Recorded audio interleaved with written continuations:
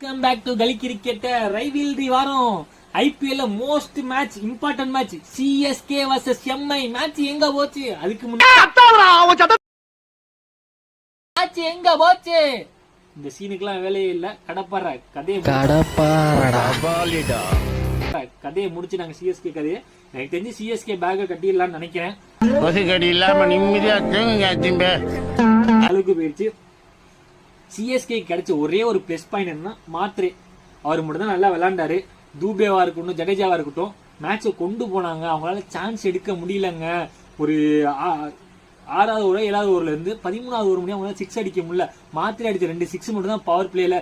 எப்படிங்க நீங்க 2015 இருந்து 2020 முடியும் T20 ஆறீங்களா? அந்த மாதிரி T20 கிடையாதுங்க. காலங்கள் மாறிடுச்சுங்க. 14 வயசு பையன் ஃபர்ஸ்ட் பால் 6 அடிக்கிறான். அப்படிங்கிறப்ப நீங்க எங்கெங்கெல்லாம் கொண்டு போகணும்னு பாருங்க. CSK இன்னும் ஓல்டு T20 ஆடிக்கிட்டு இருக்காங்க. அதுல இருந்து வந்துடணும். 200 அடிக்கணுங்க. வான்கேடலாம் 170 எந்த மூளைக்கு பத்தும். சரி 170 அடிச்சுட்டாங்க. 180 கொஞ்சம் சிரமப்படுவாங்கன்னு நினைச்சோம். சம்பவம் நான் பண்ணேன்னு ரோஹித் சர்மா வந்து முடிச்சு கொடுத்துட்டு போயிட்டு இருந்தார். ரிக்கில்டன் நல்லா ஆரம்பிச்சாரு. ரோஹித் சர்மா கொண்டு போனாரு. ஸ்கை நான் யாருன்னு காட்டினாருங்க. நீங்க கலீல் அகமது தான் உங்களுக்கு பிரேக் கொடுக்குற ஒரே பவுலரு பவர் பிளேல. ஆனா அவருக்கு செட் ஆகலன்னா நீங்க என்ன கொண்டு வந்துக்கணும்? நூர் அகமதியோ இல்ல பத்திரனாவோ கொண்டு வந்துக்கணும். பத்திரனா வராது 13வது ஓவருக்கு, நூர் அகமது வராது 8வது ஓவருக்கு. எப்படிங்க தோனியோட ஸ்ட்ராட்டஜி கொஞ்சம் மிஸ் ஆகுதுன்னு நான் சொல்றேன். நீங்க எப்படி இருக்குன்னு பார்த்துட்டு சொல்லுங்க. இந்த வீடியோ பிடிச்சா லைக் பண்ணுங்க.